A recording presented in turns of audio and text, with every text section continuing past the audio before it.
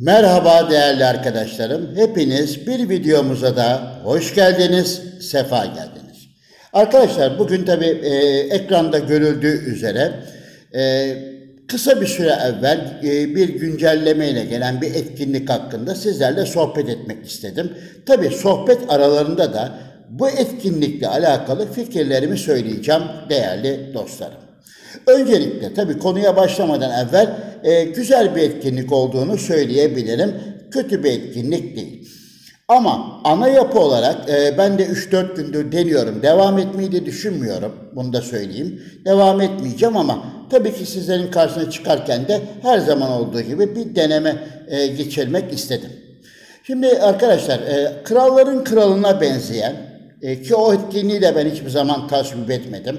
O etkinliğe benzeyen ana yapı olarak aynı düzen üzerinde olan bir etkinlik. Ama tabii o etkinlikten ayrılan çok yanları da var değerli arkadaşlar. Şimdi o çok yanlarında sizlerle beraber sohbet ederek videomuzu kapatmak istiyorum. Arkadaşlar tekrar tabii söylüyorum güzel bir etkinlik, yani kötü bir etkinlik değil.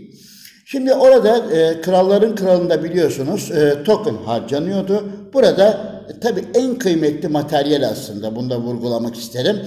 Yeşil harcamak durumunda kalıyorsunuz.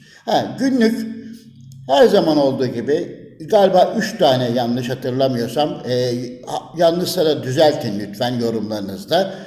3 tane hakkınız var. Ondan sonra yeşil harcayarak tabii devam ederek 24 saatte bir yeni rakiplerle karşılaşarak kupalar almaya, işte drop balları açmaya çalışıyorsunuz ve bununla da oyuncularınızı sezonluk güçlendirme ve bunun dışında ek bazı kazançları da elde etmeye çalışıyorsunuz. Şimdi buraya kadar her şey çok güzel. Buraya kadar çok güzel. Şimdi şöyle bir baktığımız zaman Oktay Team olarak galibiyet oranı, işte kademe kredisi puanlarımız, işte o kazanılan kupalar, kaç kupa savunuldu. Yani bunlar için de ayrıyetten zaten size ödüller veriyor. Bunu da zaten hepiniz artık görmüşsünüzdür, tecrübe etmişsinizdir. Benim üzerinde söyleyecek fazla bir şeyim yok.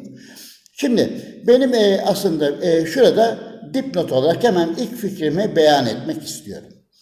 Arkadaşlar şimdi evet, mücevherle yükseltemeyen dostlarımız, menajerlerimiz için güzel bir imkan. Belki de bunu da düşünerek bunu uygulamış olabilirler. Bunun üzerinde belki ileriki dönemlerde geliştirirler, daha farklı şeyler yapabilirler.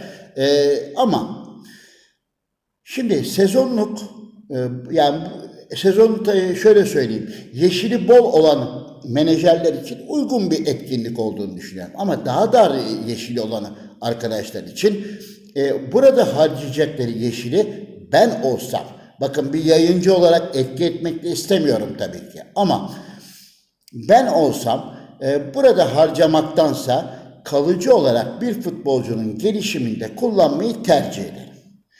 Evet, tamam, bu sezon güçlendiriyorsunuz ama sezon sonunda tekrar eski düzenine dönecek, sıfırlanacak arkadaşlar.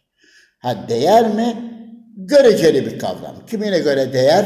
Bu sezon başarı isteyenler, daha fazla bir şeyler yapmak isteyenler için, böyle bir görüşü benimseyenler için değebilir. Kimine göre değmez. Tabii ki bu insanların bakış açısına göre değişir diye düşünüyorum. Mesela şöyle, her gün zaten bakın, ben tabii devam etmediğim için şu anda bulunduğumuz an itibariyle günlük bir liderlik tablosu var. Belli bir süre zaten etkinlik devam ediyor. O aynı kralların kralındaki mantıkla birleşen noktalarından bir tanesi bu.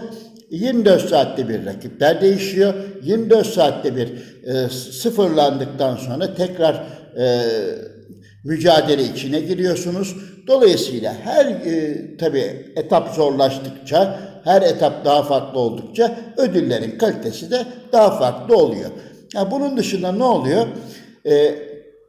Bu drop balları açıldıkça oradan kredi kazanıyorsunuz. Yani oradan puanlar kazanıyorsunuz. Tabii ister seçtiğiniz bir oyuncuya isterse rastgele sistemin seçtiği bir oyuncuyu sezon sonuna kadar güçlendirme imkanını size veriyor. Ama mesela bakın benim burada kademe kredisi yani puanım 1128. Ama şu anda gördüğünüz gibi ben herhangi bir oyuncuma seçip o puanı veremiyorum. Yani o Drogba'dan sonuç itibariyle yine size bir seçilen çıkması lazım ki burada dikkat ederseniz 0 yazıyor. 1 yazarsa eğer zaten orada o hakkı size sağlamış oluyor. Arkadaşlar bakın çok kısa olarak kurallara da şöyle bir göz atıyoruz. Ben bu yayını telefonla yaptığım için dolayısıyla bilgisayar ortamında göremedim. Dolayısıyla telefona dönmek zorunda kaldım. İşte zaten burada size aynı şekilde bu birinci kısım, şu gösterdiğim kısım aynı kralların kralıyla örtüşen uygulaması. Aynı şey gene aynı şekilde. Ayrılan nokta şu, işte her gün etkinlik süresince direktman Drogba yani topları açmak suretiyle bir şekilde ödül kazanma şansınız var. Burada zaten bunu okumaya da gerek yok. Zaten oldukça uzun. Hepiniz okumuşsunuzdur. Zaten ne kadar oldu? Epey bir süre oldu yani sezonun başından beri bu uygulama devam ediyor arkadaşlar. Şimdi şahsi fikrim olarak söylüyorum. Tekrar yenilemek istiyorum. Ben mesela şahsen burada en kıymetli materyal olan yeşili harcamaktansa kalıcı bir oyuncunda gelişmesinde kullanmayı tercih ederim. Benim gibi düşünenler olur, benim gibi düşünmeyenler olur değerli arkadaşlar. Tabii ki yorumlara yazarsanız da her zaman olduğu gibi yine bilgi paylaşımını yaparız değerli dostlar. Bunun dışında rakipler tabii her 24 saatte bir değişiyor. Kuvvetli rakipler de var, kuvvetsiz rakipler de var.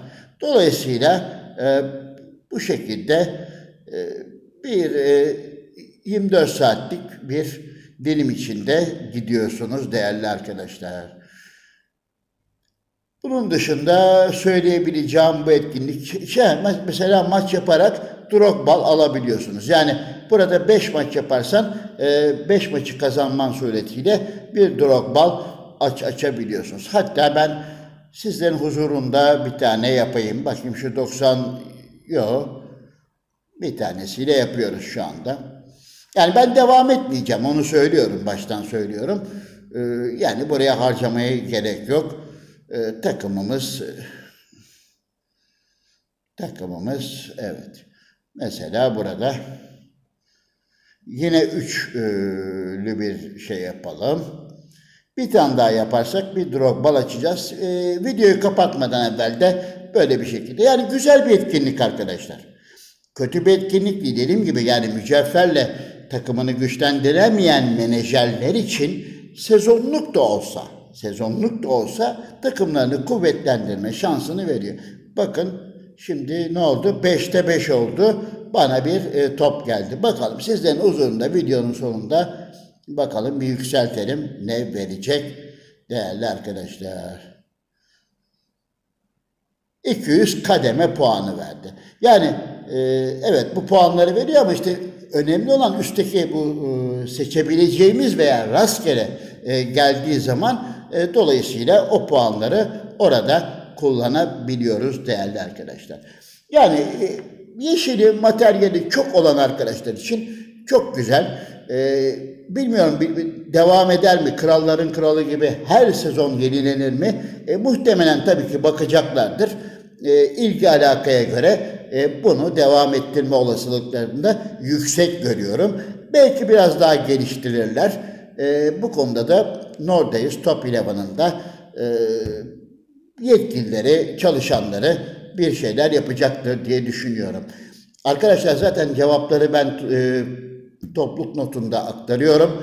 Kendileriyle çok sıkı bir ilişkim var. Çok kendileriyle devamlı bir diyalog halindeyim.